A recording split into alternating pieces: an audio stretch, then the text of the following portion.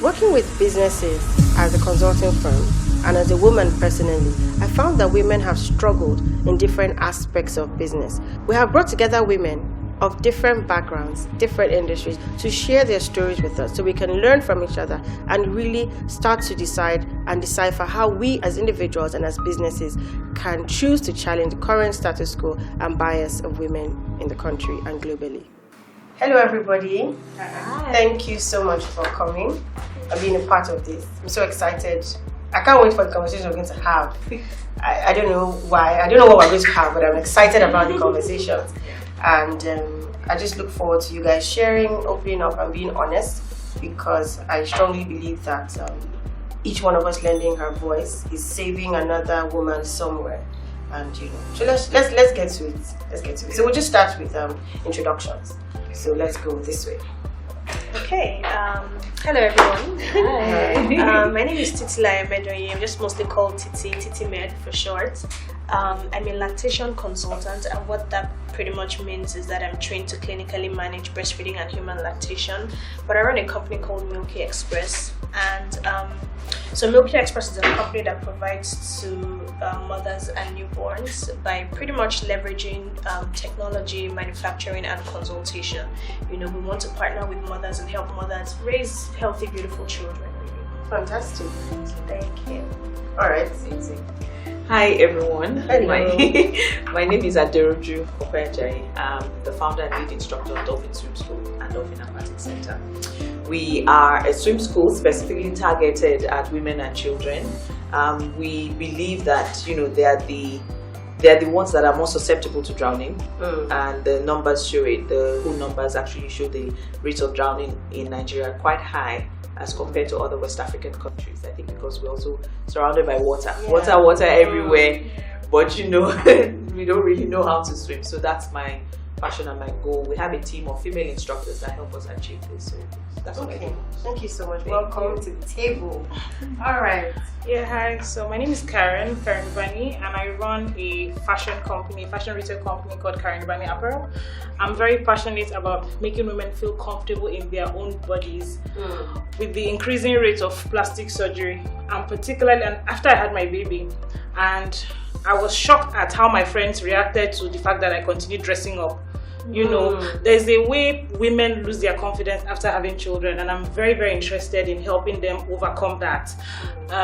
Very recently, I helped a size 24 woman revamp her wardrobe, and it was so interesting. The excitement on her face. Karen, I get a compliment every day at work. Wow. Size 24, that meant a lot to me. So I have now moved beyond just my fashion retail. I found out that what has given me the most joy is the smiles on women's faces. Yes, fashion is vain, but we cannot overemphasize the importance of a confident woman. Very true. Wow. Yeah. Thank you. Welcome to the table. All right. Hello, my name is Itoro, Ugorji. I lead the team at the Baby Lounge. Now, the Baby Lounge is a child care service that has evolved to become a support system for working parents. And when we say working parents, this includes career parents and women and men, because they say we're sidelining them. So women and men who run their businesses. Every parent is a working parent. That's what we've come to discover. So we provide innovative and practical childcare solutions that support this niche in the area of childcare. So we have services ranging from creches in work districts, so in close proximity to the offices. We also have the office creche, which is an absolute lifesaver. So you have a number of women who stop working because they have to take care of their children, or they're not comfortable with nannies. So we say, women should be empowered to take decisions about, their careers and their businesses. So you should choose when you want to, exit, and it shouldn't be constrained. So, we work with forward thinking organizations to set up creches in the workplaces. And then we have mobile creches. Just before COVID happened, You know, if you have an event, most women do not attend conferences because of childcare. So we set up mobile creches so you can bring up your children, and then we have the virtual childminder. So someone once said, "My goodness, how can you mind children virtually?" So yes, you know, the same way that your TV engages the children. So we have the minder pop up on your TV, but this time, you know, the content is learning. You know, plays the work of the child is safe. So the content is learning and play. And then we recently came up with a service called Tales by Grandma. Oh yes, I think I saw So that. where we're connecting children, young children, back to our culture through folk tales. So if you remember tales by Moonlight, Yes. so we bring up very exciting, engaging grandmas who share folk tales with the children on Zoom. And then the children get to pick up cultural elements. Music in Yoruba, Igbo. So we have that, right? And we are now going to have translations first in the 3 major languages. Okay. So it's 1 hour and it's a video. So the children would watch the grandma telling the story, and then they would have, you know, beautiful illustrations, relevant pictures to the story showing through, and then you would have captions. So in addition to enjoying a nice story, they also get to up their reading skills because they see the word properly. So that's amazing. Wow, thank you. Welcome to the table. My name is Ope-Ajayi, and I'm the principal consultant at Elvaridah. What we do is we work with businesses of various levels to help them start, to grow, and to improve their businesses. So we work with both men and women. However, I'm a woman, and I've come to see that a lot of women have struggled to start, a lot of women have struggled to keep, a lot of women have struggled to expand their businesses for different reasons, for various reasons.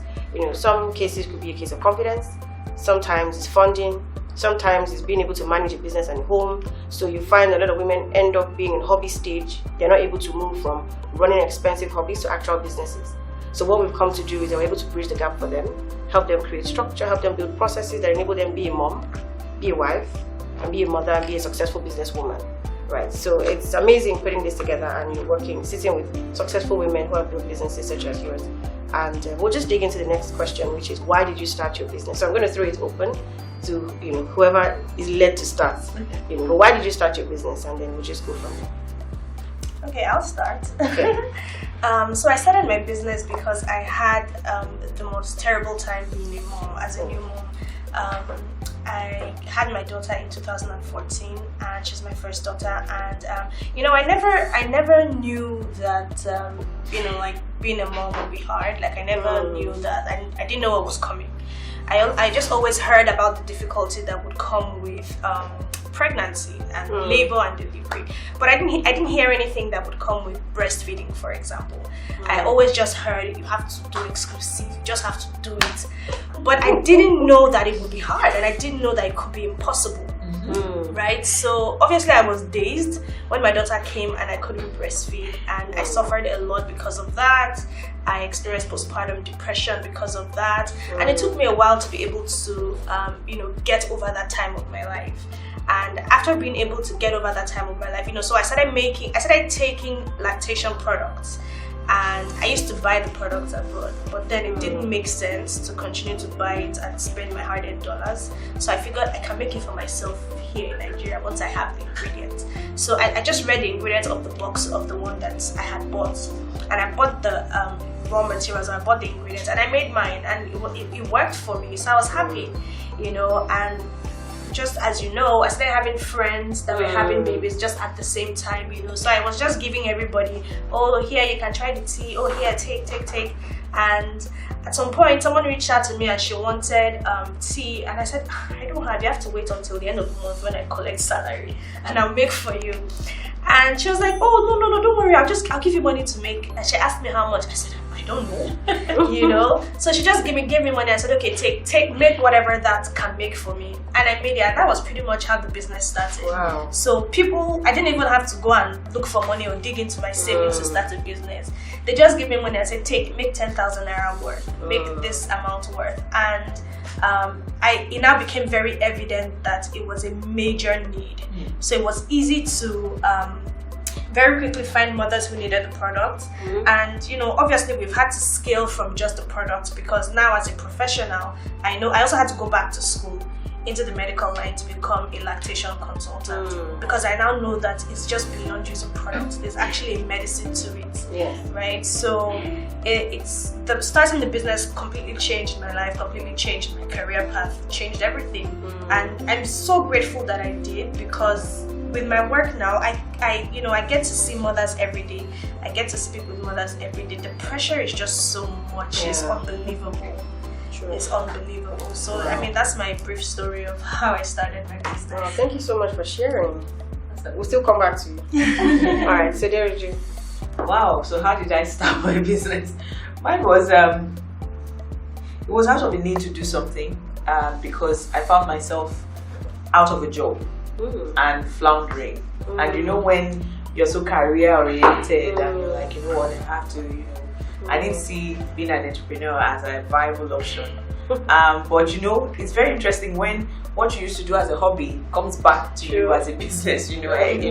So I got fired, and then very unexpectedly, I wasn't expecting it at all. And then I was home, and I was really looking for another job. And then my friends were like, okay, you know what? You do this thing. There are people who have been looking for you to come and teach them how to swim. I was like, well, I'm not available. I'm looking for a job. And they're like, no, you can do this as a job.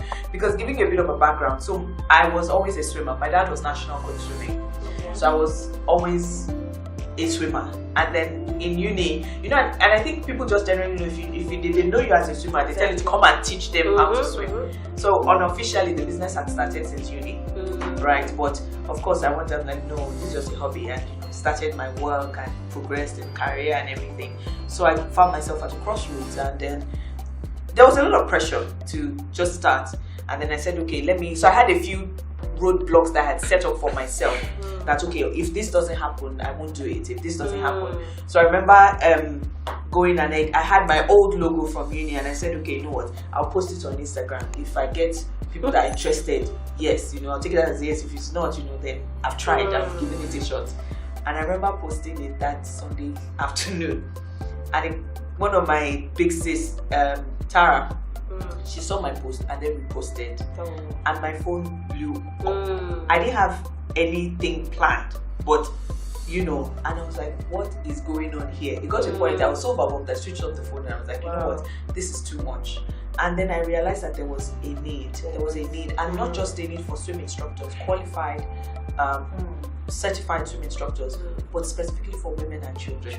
Because there were so many stories of sexual abuse, sexual harassment, subtle. So it's very, very subtle that happens in the pool. Even parents are afraid of putting their kids in the pool with strange men that they don't know. Not that they even know us women, but there's just this comfort, that safety that it projects. So I realized there was a niche, and there was a need to just pull up myself and just focus on it, because nobody was going to do it. And it's a blue. I even up till now, we're still very much the only swim school that do things properly. So, and what I realized is, after starting my business and after going through the proper ways to do it, people are now coming to see that, okay, this is a very viable industry and we can do it better. So even my male counterparts are coming and be like, okay, you know what, we are following you as you are following whoever you are following, as you are following Jesus, we are following you, So it's very interesting being in that position. I never imagined it. So, amazing. Thank you so much for sharing. Wow. Okay, Karen. Yeah. So how did I start? I think it first started with my love for shopping. Okay. My love for shopping, and then my family members quickly realized that, okay, she goes into the same store as you, but she comes out with something out of this world, and then my aunties will come for holiday and my mom will be like, and they'll be like, oh, I heard that there are nice things in Lagos, come and show me around. My mom will be like, just ask her. I don't know how she does it, but ask her.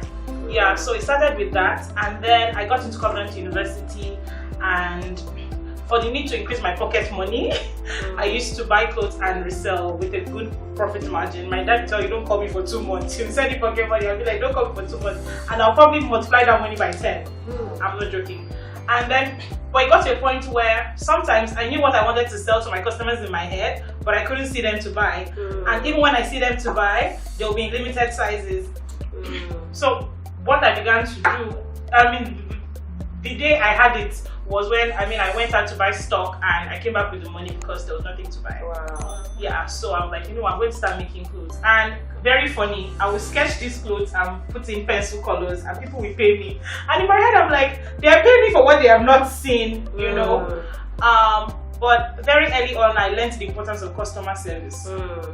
Customer service, I don't play with it because I'm somebody that has very little tolerance for bad customer service, you know. So from I think 200 level, I and one of my friends, we started making shirts for people, and then final year engineering, I started sketching and people will pay me and I'll make and I'll sell to them. But now, as I said earlier, the business is going more towards teaching people how to dress for their body type and how to shop intelligently, having a functional wardrobe, teaching you how to have a functional wardrobe.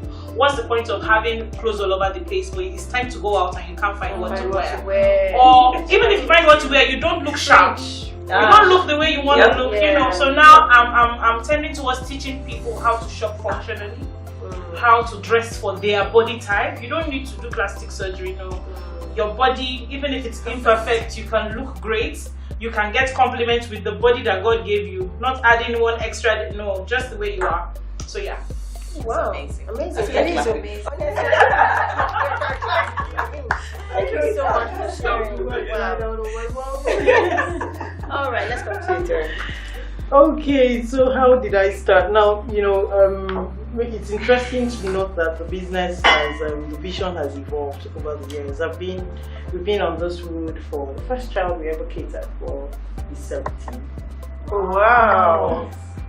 So it's been a very interesting. So we started out with one room, yes, in my house, and we didn't have children then.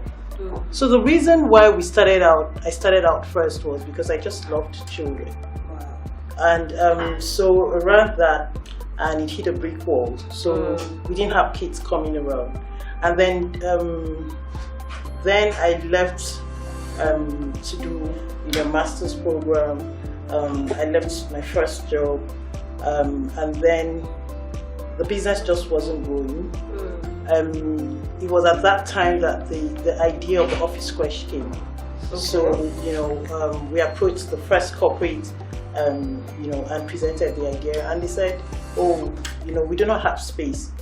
So the concept was, give us a space, we show you how to use the space, we recommend furniture and fittings, and then we just bring on our expertise. That way we're not carrying any overheads. Fantastic idea. Oh, just start and we'll take it up. And we started, they never took it up. So we ran into a colossal loss. Wow. Now it's interesting also to note that 15 years after the same corporate came, we set up the office crash like a year ago. Wow. Double what I said. This is 15 years later. Yes. Wow. So, and this was after we had gone ahead, and that vision had become clearer, and we had gone ahead to set up for other, corporates. So I went back to paid employment. We're still waiting for our babies. Now, when our first baby came, one of the moms cried out so loud, she was shocked. She got so emotional because she didn't believe we didn't have babies. And she was like, "You mean you were taking care of other babies and you didn't have a baby of your own?" Wow. Were we supposed to announce it? No. So when we got back and resuscitated the business, the reason for getting onto the business was to support working moms. So we had moms who were exasperated, who were harassed by the managers, because their children were always falling ill, or they had to take excuse. So moms prematurely left an otherwise thriving career, because they had to take care of the children. And we thought, why? So every time I get, the comment, "Oh my goodness, I wish I had met you," I wouldn't have left that job. I knew there was a value we were bringing us. So we got on the first corporate we took on, multinational, fantastic experience. and then we moved on to set up our own independent, wholly owned creche. Wow. You know, right in a business district. And so we noticed that it was not just the moms that we were serving the fathers too. Yeah. Because the father would say to you, my wife is comfortable, right? If we are happy, you know, we're dropping off a child or our children, you know, where in a place where we'd have peace of mind. Because, you know, we do not take it for granted that parents drop off their kids as early as 7 and do not call you till 7 p.m. sometimes when they're ready to pick up, you know, those children, right? So, you know, one of the major reasons why we started this business and kept at it, you know, in spite of the rough patches, right, was because there was nothing more fulfilling than having a mom say to you, you know, it's because of you that I came this far in my career. Wow. It is because of you that I birthed that business dream. Wow. That's amazing. Yeah. Well, I'm so excited. Like, you know, you don't really know how much all you have said has done to me personally, and I can't wait for every other person's reaction, because you have all contributed towards the success of somebody's life, towards the success of somebody's family, somebody's business, by the different services that you are providing. I mean, it's phenomenal. I want to just say, you know, well done. Because a lot of times people don't get people to tell them they're doing a good job. People don't even remember to tell themselves how well they're doing. So let me tell you, well done. You're doing excellently. Thank you. And you know, I hope that you keep at it. And I look forward to your success stories, more success stories coming from you. So we'll just, quickly move on. You've all been in business, you know, a couple of years, some 10, some less. But what would you say has been your biggest moment in business so far? So you started the last time. Let's start from Karen now. My biggest moment.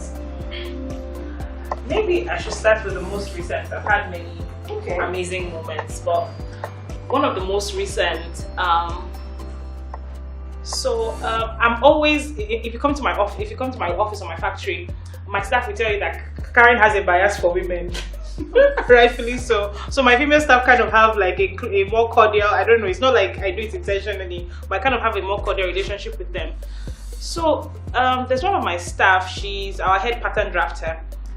Yesterday was her last day at work because she's changing careers.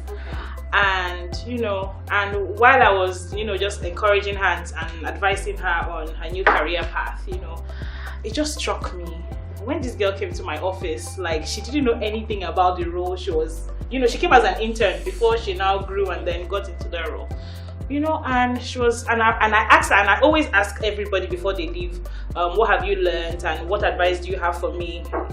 What do you think we can do to make the business better?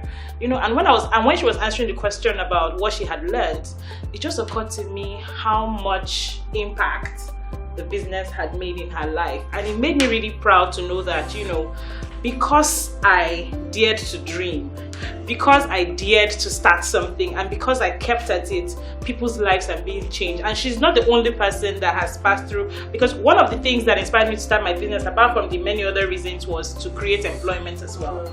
I started way back, like 5 years ago. Before then, there were not so many structured fashion businesses. I saw how much opportunity there was to create jobs in through fashion in Nigeria. And it gives me a very high level of fulfillment to know that jobs have been created. These are very young girls. I had a girl in my office who joined me at 18 because there was no food at home. Her dad was like a drunkard, and she told me this in confidence, and her mom also couldn't really make ends meet, you know. And right now she speaks better. Like, when I look at her, she doesn't know this, but when I look at her, I am so proud because I remember how she started and how she is now, and there's a world of difference, you know. And many other people like that. I've had so many people pass through the organization, some that are still there, different stories, lives are changed. Wow. And that keeps me going. That's amazing. That's really good. So what you've done is that you're serving two markets actually as a business owner. Your clients and then your internal clients who are your employees. So a lot of times we forget there are two sets of people. Certain people within are looking up to They're relying on this business for survival. They're relying on you to learn, to earn from you. So that's an amazing thing that you just said. Well, okay, let's move to you too. Let's switch it up a bit. So what would you say your biggest moment has been? So when we had, okay, so let me just put the moments together. So it happened at different times, but when, you know, multinationals, global companies actually reached out to us to engage our services. Okay. You know, I think this sharing this should be instructive to, you know, entrepreneurs out there. So when you see, you know, what you perceive to be a success story, and you think perhaps to justify whatever experiences that you've had experiences, and you say to yourself, you know, oh, she probably had a smooth ride. Now we've worked with Chevron. We don't know his soul in Chevron. We've worked with MTN. We don't know his soul in MTN. Not till. And then recently during the pandemic, we won the bid to set up the crash for Nigerian breweries. Oh wow! I don't know his soul in Nigerian breweries. And you know, it's so inspiring, and it's almost, you know, surreal to sit, you know, in a room like this with key decision makers of those companies and hold those kind of conversations. You know, the learning that comes from that is, you probably cannot find it within the four walls of a business school. That's true. Very true. So, you know, and so I say, you know, from my biggest moments, you know, should come lessons for entrepreneurs who, you know, have really bad days, who, you know, have doors slammed in their faces, who hit a brick wall, to say it's not a reason. We're constantly swimming against the tide. Yeah. You know, and you truly never know who's watching. Yeah. You know, so you know, and I stop to ask them when I get a chance, how did you find out about us? And let me even mention here, we don't have a sign. We don't have a sign anywhere. We don't have a signboard anywhere. Now, I think that, but we have made, you know, intentional efforts and deliberate efforts to be visible on the platforms we can afford. So that's it, visibility. So we can't afford large billboards. We can't afford, you know, premium time on, you know, television networks. But we can afford to be on Instagram. We can afford to be on Facebook. So we show up there and we show up consistently. And then we ensure that we put out content that indeed builds, you know, not just brand love, brand trust. And it has paid off. It has paid off. A lot of gems. What she just said now, a lot of gems, because coming from someone who has built a business over decades, I mean, if you've done 10, 15 years now in business, and it's not really about how big your budget is, but about how intentional your marketing is. So I would definitely agree with you on that. It's not about it's not even always just by putting up the big adverts. It's by reaching the right people, like you said, not just the love, but the trust. Why should people want to connect with your brand? What are you putting out there? Where are you putting it? Social media is free, but how are you optimizing it for your business? Thank you so much for sharing. That's really, really great. All right, so what's the biggest moment for you? Okay, my biggest moments, it's hard to pick one, because I constantly feel like this is a big moment. I would even say that, so I remember when I was about to start the business, I spoke to one of my uncles that what's what I want to do. I want to do this business. He was like, what? And this uncle of mine, I'm very close to him for me to be able to take that kind of conversation to him. I was like, what? Like, where do you think you are? Like, this is Nigeria. Like, stop it. You're not even wasting your resources. What are you doing? I said, you're not going to relocate or find something. I want to be selling breast milk tea. Can imagine that conversation? Right? Oh my God. And I'm telling you. Yeah. But you know that during that same week, there was someone else I spoke to who also said that it really doesn't. I don't know why I was speaking to men really, but those are the people that I knew that were thriving in their careers. And I said, he really doesn't think that it's going to be a good business idea. However, he would like to propose to me to buy the name Milky Express. That he thinks it's actually a good name, but he just doesn't think that the idea per se would work. So he would like to offer to buy the name Milky Express. Wow. So that's already, first of all, was a major win for me, right? But over the years, seeing how far we have come, it makes me, there are times where I just cry and my staff look at me and like, why is she crying? And I'm just like, you have no idea, So for one, I started in my kitchen with a very, very, very tiny oven, and now today we're in a 5-bedroom duplex where we manufacture. We have products that currently, we're the only Nigerian company in Nigeria that currently produces that product, a breast milk storage bag. So there's so many things that happen, and I think back on what if I had stopped when it was hard, because there are times when it was hard, right? Like she said, consistency, oh my god, as we're constantly swimming against the tide, constantly. But when I think back and I say, so what if I had stopped? But I look at myself now and I say, wow, this is where we are. And I look at members of my team, and to be honest, when I look at the people that are on my team, I can't believe that they would choose to work with me. Because I feel like these guys have great qualifications. Some of them have MSc and they choose to work with me. And it makes me feel like, okay, we must be doing something right. Exactly. When we speak to mothers and they talk about how your product helped me so much, I can't even believe it.